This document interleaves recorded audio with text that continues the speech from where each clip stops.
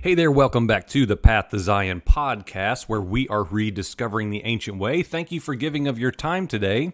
You can always find us online 24/7 at pathtozion.com. Look for us on YouTube, Spotify, Apple Music, pretty much anywhere that you find anything music or podcast related. You can find us.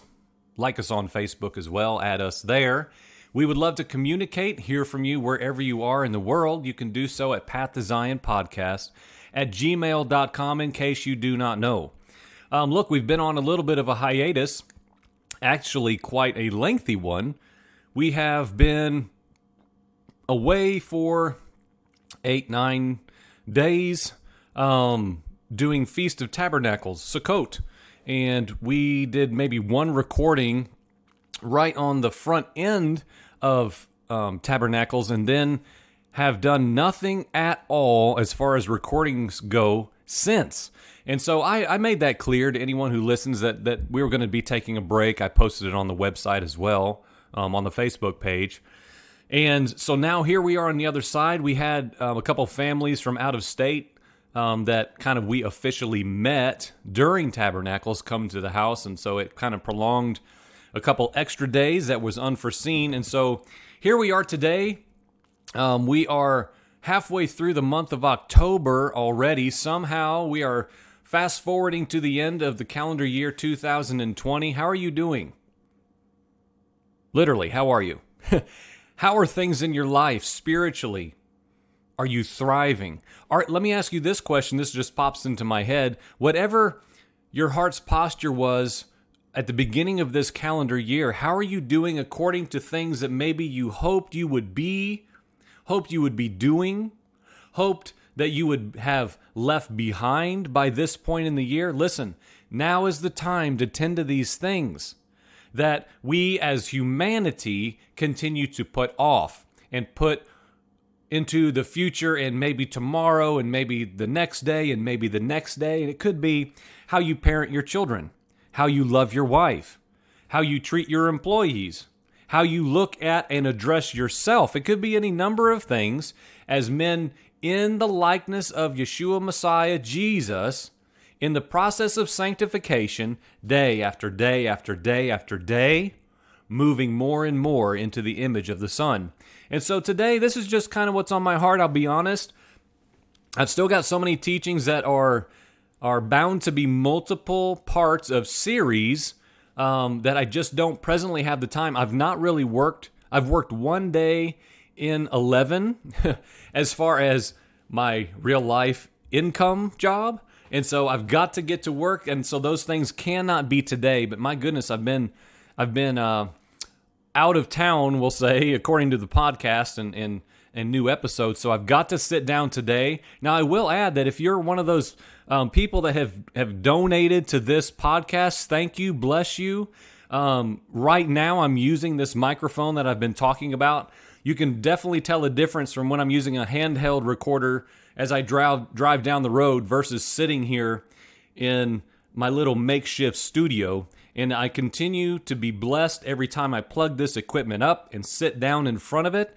Thank you, thank you, thank you for anyone who felt compelled for whatever reason to help us make this program a little bit better, a little bit more professional, and hopefully more accessible for anyone in the future that will come in to giving themselves to the best that they know how, joining alongside us as we figure out what we're even doing to rediscover the ancient way. Listen, here's something that's just on the surface of my heart right now, and I just want to speak to it for a few moments.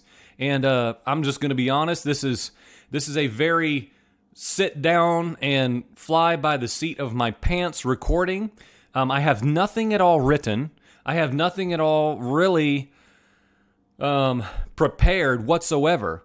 I knew I wanted to do an episode today that's not based out of anything I've been studying, but just, what is the Spirit saying in this hour? And friends, I'm very confident that this is a component of the greater whole of the many things that the Father, the Creator, the Most High, Elohim of all Elohims is speaking to anyone who would listen in this hour. And this is very precise for people that are within the body of Messiah, the people of God. Right here in the here and now in 2020, and whatever it looks like for you and your household, it's going to look different for most of us.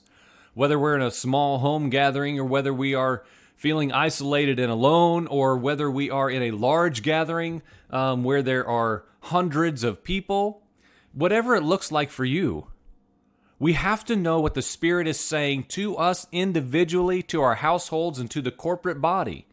I am so primed and ready to sit down and start looking at biblical patterns. I'm hoping to do this with some more funneled attention and energy to begin to possibly unpack all of the biblical, well, like you couldn't do all, many of the biblical examples of showing us this pattern that I came across when I was looking at the Yom Kippur stuff about the understanding of the priesthood and the connection from the New Testament priesthood understanding of the royal priesthood and comparing that to the priesthood of the Old Testament, when there was a physical building where Yahweh Elohim dwelled, okay?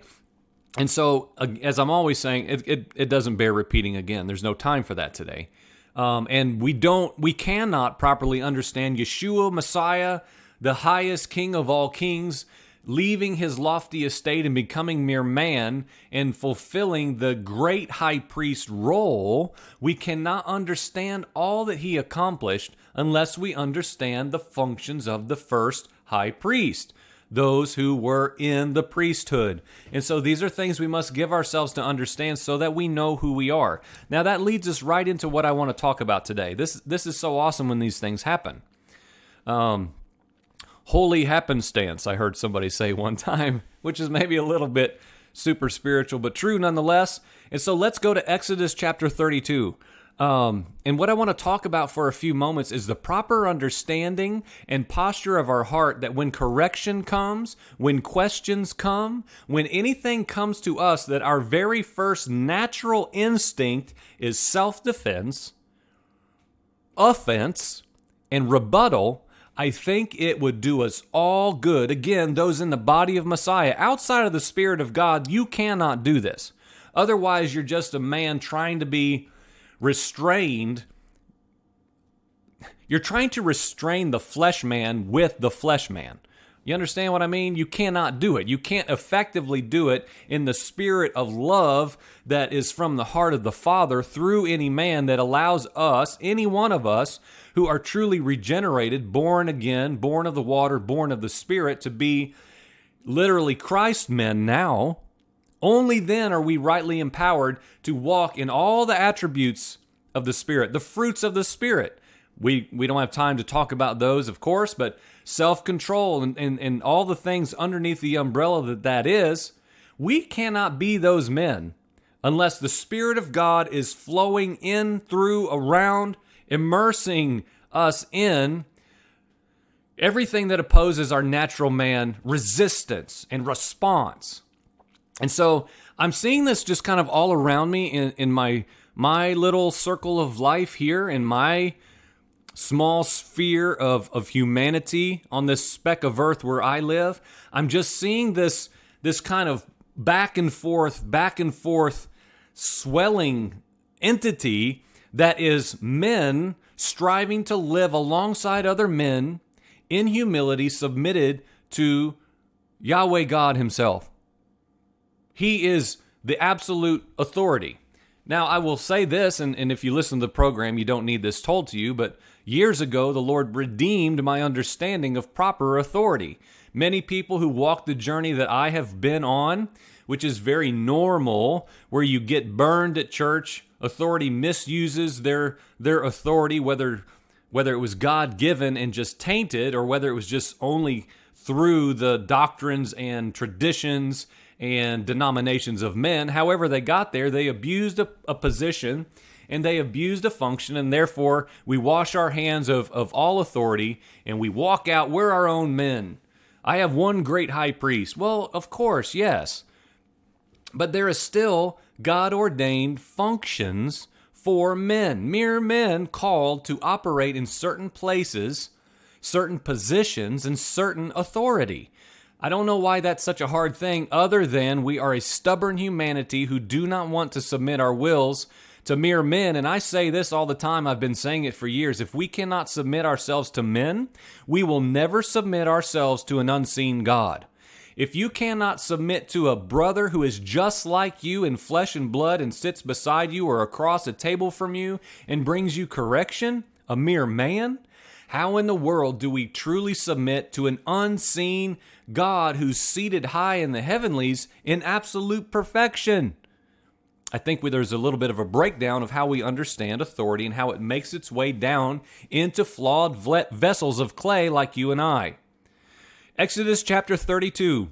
We know the story. The golden calf is being made. Moses goes up to the mountain and the people are assembling and they surround Aaron. Okay, and this is the connection. Aaron, the first high priest, obviously a godly man, a consecrated man, chosen by Yahweh God to fulfill a function. A pretty awesome function, right? We talked about him in the Yom Kippur high priest teaching, the 3-part teaching. Go listen to that or find it on YouTube if you have not as of yet. And so these people come around Aaron and they say, come and make gods for us that will go before us. As for this Moses, the man who brought us up from the land of Egypt, we don't know where he's even gone. He's left us. He's abandoned us. He's not here and he's not doing his job. Help us. We need something else. Aaron said to them, all these things we won't get into. We know the story. The account goes on. They melt down the rings, the earrings and all these different things. They tear off gold rings and they bring them all to Aaron, things from their hand. And they fashioned it with tools and they made it into a molten calf and they said, this is your God. O Israel, who brought you up from the land of Egypt. And Aaron saw this and he built an altar before it. And it gets crazy, right? It gets crazy. All of us would rightly want to grab Aaron if we could travel back through time and in our elitist understanding that we would never do such a thing. Let us go back in time and teach Aaron something, right? Let's just be honest. We do the same thing with the Sadducees and the Pharisees and the disciples and anyone who ever did anything in the Bible wrong. We say, how could they do such a thing? Don't we do that? All of us are guilty of doing that. You hear sermons about it all the time. How could they be so foolish or so arrogant or so full of themselves they didn't even know the Messiah? And he was right across the room from them. Friends, we are no different. We are no better. And that's the crux of what I want to talk about for a few moments. Aaron. We're not really told much information about this circumstance as far as you would think that he would have had a more explained struggle with what was being presented to him. You would think that he would, even if he gave in and did what was requested, you would think that Aaron would have had the strength and the oomph to say, you know what? No way, no how. We are not doing this. Don't you know what's going on here? I will be no part of it. I am standing in, if you will, for Moses. I am not going to allow this to take place. But all we're told simply, they request it. They say Moses is gone. Aaron seemingly says, okay, you've got a good point. Maybe he's not coming back. And next thing you know, boom, a golden calf is there and he's building an altar unto Yahweh before it. It's a ridiculous proposition, I believe. So they do all these things. They make all these proclamations about a feast unto the Lord. Of course, Moses comes. Yahweh tells Moses, look, man, you've got to get back down there. Things are going crazy. The Lord spoke to Moses, go down at once, for your people whom you brought up from the land of Egypt have corrupted themselves. They've defiled themselves. They have quickly turned aside from the way which I commanded them. They've made for themselves a molten calf and worshipped it and have sacrificed to it. And then he goes on to say all this. They are an obstinate people. Oh boy, aren't we glad we're not like that anymore? I mean, let's be honest. That's how most of the church talks, even if they don't realize it. Much of the verbiage and rhetoric is that we are now somehow better. God's elite people. We know Torah. We know how to do church. We know how to do this. We know how to do ministry. We know how to prophesy. We know the oracles of God. And friends, I'm just telling you, we had better be careful from the top down that we are not a stiff-necked, obstinate people who believe we know better. And so here I want to just kind of set the table for just a mere few minutes, just about a couple principles within this that I believe is a warning to the body of Messiah for anyone who would listen. And again, this is for leadership, pastors, preachers, teachers, evangelists. And this is for what we would call laymen, people who, I just don't really know who I am, or I don't know what I do. I don't know what I'm called to. I set up tables and I serve in the nursery. There's no exclusion here. And then there's, of course, the middle ground, which I fall into, which is I have a function. I have a God-ordained function and purpose. I know what it is, but I'm not here to prove it. And I'm not here seeking for a position and a function or my name on anything. I don't want that in a million years. But you know what? I know why I'm here. Well, we're all in this boat together, if you will, this boat of the body with multiple members trying to learn how in the world to function and bring glory to the name of Yahweh Most High. And so I would say there's a warning that the Spirit is saying, and that again, I'm just confident, and I just put it out there for you to at least ponder and wonder if this might be true, and if you have seen it or missed it or are seeing it presently already in your life, in your assembly, in the gathering of believers that hopefully you are within, or maybe just check your heart and see what God might speak to you. So Aaron here, I would say surprisingly, is easily swayed. He is the stand-in leader, if you will. Moses, the Christ-esque figure, has ascended to the holy hill. He is communing with the Father, and God himself is speaking to Moses, and wait just a minute, Moses. Time out. You got to go. And so he descends and finds Aaron leading the people, which is not really leading. He's being led by the majority, and that's the crux of what I want to say. He was seemingly easily swayed by the congregation. Because again, the verbiage is, the people assembled about Aaron, and they told him what to do. They told him what to do by influence and manipulation. They wanted to create a circumstance. They came up with the circumstance. They told him, this is what you need to do for us. And let's just be honest. Because Aaron was swayable, he was swayed. He took on a role that was not what he was to do, and he executed the will of the people instead of the will of God. And what I want to talk about is the fact that if we're not careful, any one of us can be swayed by the multitudes. And let's just be clear. We can be swayed outside of the will of the Father by those within the congregation. Now, we've got to be careful with this, and what I want to make clear is that we have to all be careful, every single one of us, again, from the top to the bottom, what we call top and what we define as bottom, when really there's not. There's a plurality, and it would take time to unpack biblical authority, and we've talked about that before, but it's not going to be today. But what I'm saying is we have to be of constant alert and awareness and absolute soberness to be careful that we ourselves are not improperly influenced by numbers, voices, multitudes.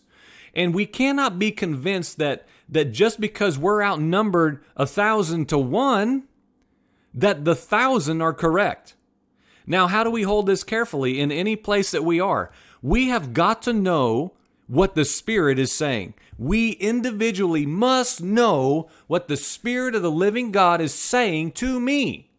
Now, I take that, I meditate on it, I do whatever we all do individually to make sure I'm hearing rightly. I deny myself. I live with clean hands and a pure heart with a clear conscience before the Lord. I boldly approach His throne. I am ready to admit my wrongs. I'm ready to confess and repent and turn again.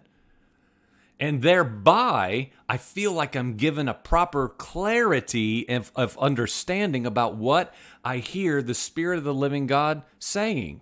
And hopefully we are in a place in the midst of an assembly where that voice is valued and given its proper place. I'm just going to say, I don't know where that is. Until you are exalted to leadership, most assemblies, you just be quiet. I mean, I don't know how to do that. I am openly putting that out there. That is my struggle. I don't know where in the world you go where there is actual authority rightly in place who is entrusted to oversee the assembly, yet is still soft and tender to the word of the Lord coming through the priesthood of believers. Boy, if somebody can tell me where that exists in perfection, get me a plane ticket. I'll be there in an hour. But we're in the not yet. We're in many of the not yet realities. Of course, I understand that, and it's good for us to all add to our lives patience and endurance as we go along. Now, I want to jump into, we're going to go all the way to the other side of the book, and we're going to go to Galatians. It's nice to actually have my Bible out here. Paul is talking. Of course, he's always being accused of this and that and the other. And talks about men preaching the gospel that is in opposition to what they've already been told. And he says in verse 10, For am I now seeking the favor of men,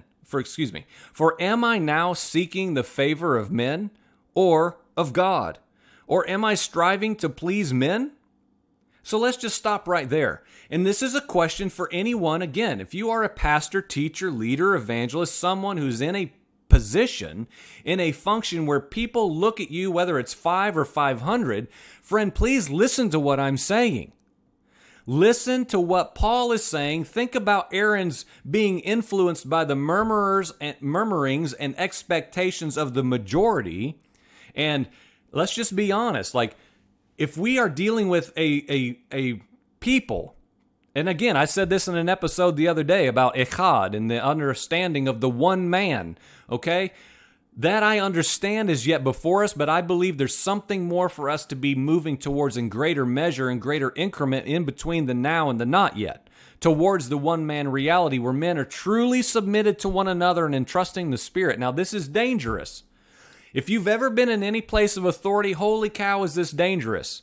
Because when you do that, especially as a leader, overseer, you've got to sit back, you've got to be aware, you've got to be discerning, you've got to be mature, and you've got to trust the Spirit of the Lord to guide other people.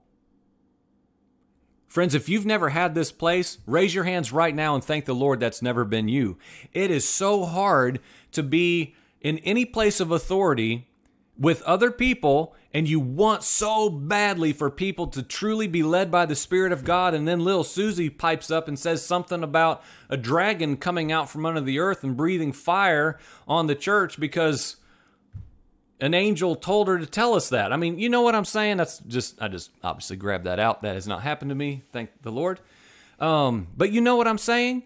We have to rightly balance that. A lot of people look at authority and they say, man, you should just do this and you should just do that. And if you only did this, it is a tremendous responsibility. Aaron caved under the pressure of people saying, you do this now. And what I feel is very needed right now in the body of Messiah, right now in this age, which is such a pivotal time for the church to find her identity and find her place and her order and her functions. Men in positions of authority had better be careful that they are not just assuming the worst and squashing the Spirit of God speaking the oracles of Yahweh Elohim through other people. A lot of times, and this is where I started back talking about offense, and we'll just dumb it down and make it simple, thinking the worst when someone brings something to us, or assuming that's a this, or assuming that they mean that, assuming the worst. Well, they're just out to get me, and they're just out to slander me, and they're just out to stir up strife. I want us all, and I will be first in line, for us in Messiah to get to a place where the first time something comes to us that we do not like to hear, and even dare we say think is impossible, that there is no way, no how what you're telling me right now is true, I say, okay, brother, I will pray about that. Thank you for telling me.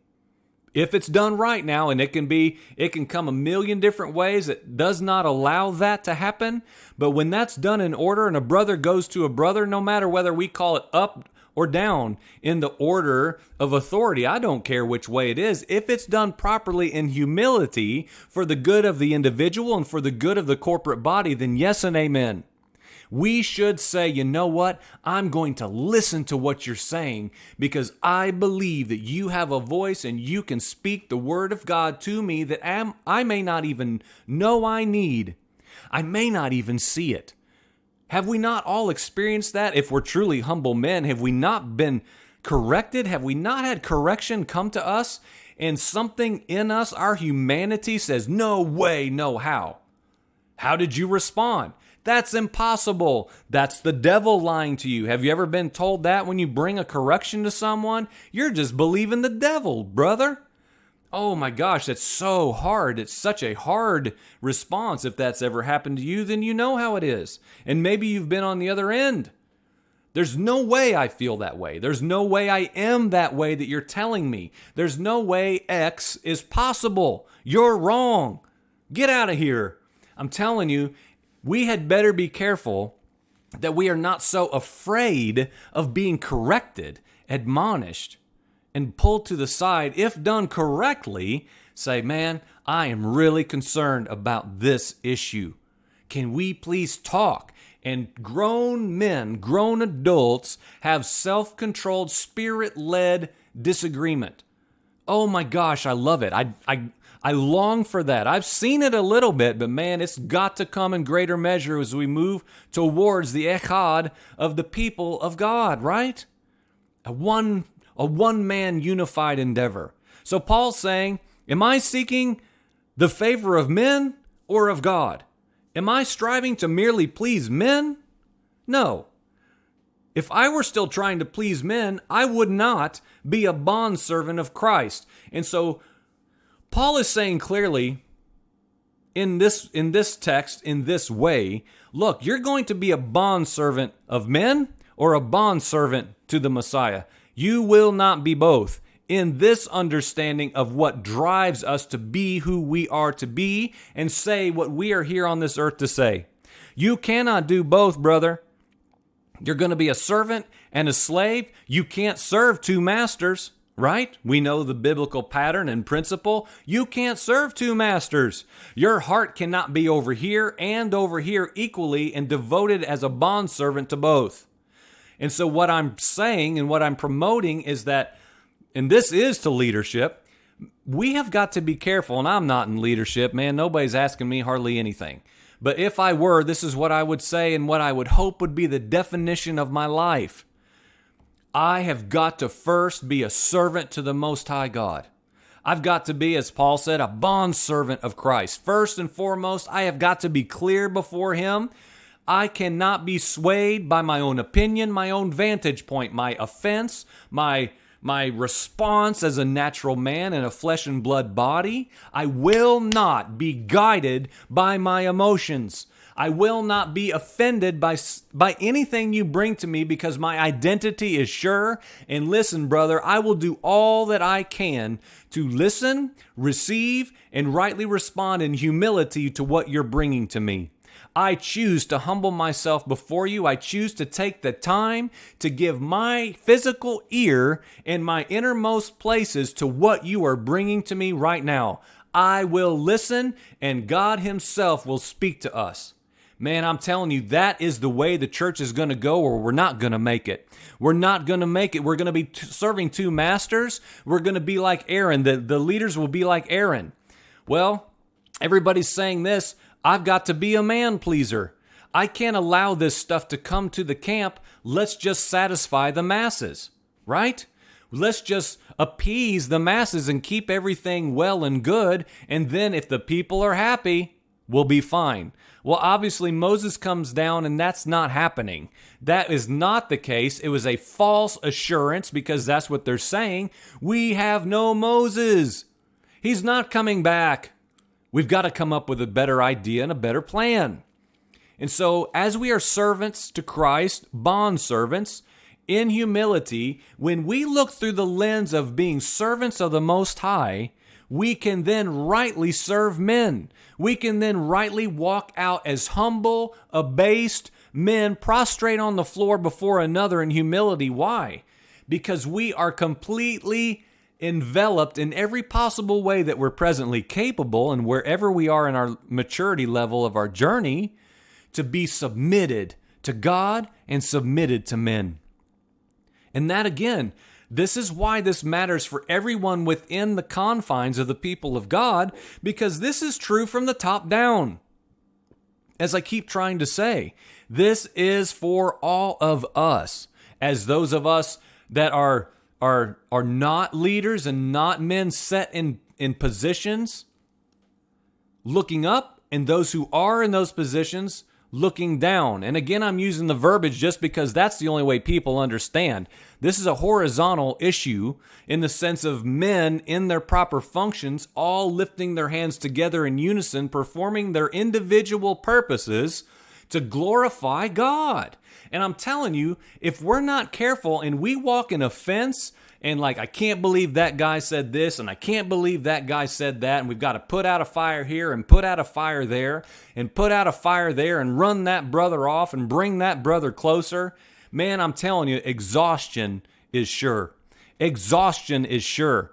There has got to be a proper understanding of entrusting the Father to tend to his flock. Do men shepherd? Yes. Do men lead? Absolutely. We have got to have a functioning humanity in the building up of the saints, the establishing of the kingdom here on earth now as it is in heaven. Yes and amen.